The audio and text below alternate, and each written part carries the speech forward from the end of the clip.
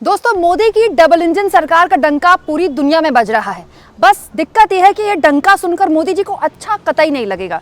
हमारे प्रधानमंत्री दोस्तों हमेशा से ही चाहते हैं कि उनकी एक वर्ल्ड लीडर वाली छवि बने।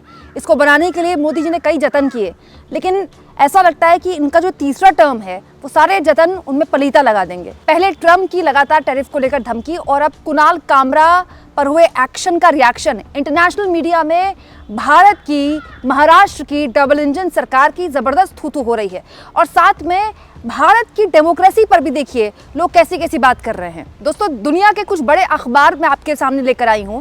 अमेरिका का बड़ा अखबार है द न्यूयॉर्क टाइम्स।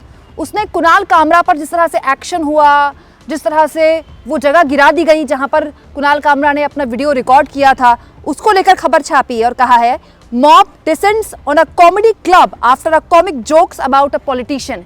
एक नेता को लेकर एक कॉमेडियन ने जोक किया तो भीड़ ने उस जगह को ही नुकसान पहुंचा दिया। इसके अलावा दोस्तों, जर्मनी का एक बहुत ही प्रतिष्ठित मीडिया संस्थान है DW लिखता है India comedian charge for skit criticising politician. एक पॉलिटिशियन को क्रिटिसाइज करने में एक कॉमेडियन पर चार्ज लगा दिया गया। ये सब कहाँ हो रहा है? भारत में हो रहा है।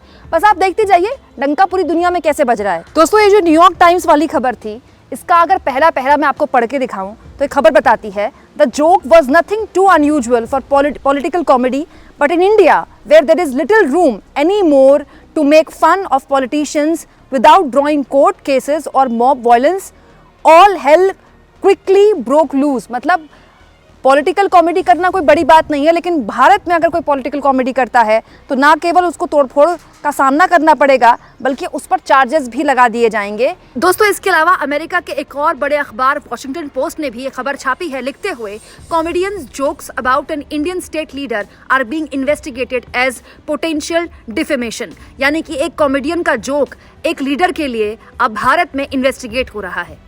बताइए, आप पूरी दुनिया में इस तरह की खबरें छप रही हैं।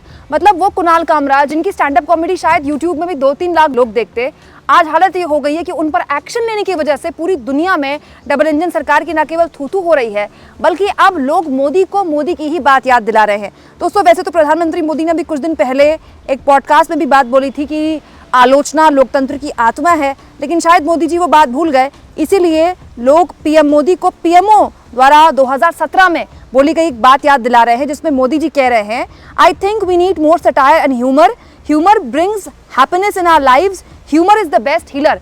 मतलब सटायर को लेकर मोदी जी कह रहे हैं कि हमें अपने जीवन में सटायर की और ज़रूरत है और हास्य जो है, ह्यूमर जो है, हमारे जीवन में बेस्ट हीलर की तरह काम करता है, हील करता है हमें। 2017 से आते आते 2025 में प्रधानमंत्री और उनकी डबल इंजन सरकार इतनी असहिष्णु हो गई एक कॉमेडी को लेकर। हालत ये हो गई दोस्तों कि कुणाल कामरा ने कल ये फोटो शेयर की, एक दावा करते हुए कि उनका जो वीडियो था जो अब करीब 70 लाख पार करने वाला है, वो टी सीरीज ने डीमोनेटाइज कर दिया। मतलब टी सीरीज ने उसको ब्लॉक कर दिया। हालांकि अब जिस वक्त मैं वीडियो रिकॉर्ड कर रही हूँ शायद ब्लॉक हटा दिया गया है और वीडियो चल रहा है। लेकिन दोस्तों, जिस तरह से कुणाल कामरा पर एक्शन लिया गया कि न केवल इस सरकार की किरकिरी करा गया बल्कि हमारे देश में जो नेतागण हैं अपने ऊपर मजाक, अपने ऊपर कॉमेडी सुनने को राजी नहीं है, बर्दाश्त करने को राजी नहीं है, उनके बर्दाश्त करने की ना के बराबर की क्षमता को भी दिखा गया। आप इस मुद्दे पर क्या सोचते हैं? कमेंट बॉक्स में जरूर लिखें और जितना हो सके चैनल को शेयर करें, सब्सक्राइब करें। दोस्तों, इसके अलावा थैंक्स और ज्वाइन, ये 2 ऑप्शन है जिसके जरिए आर्थिक तौर पर भी आप चैनल के हाथ मजबूत कर सकते हैं।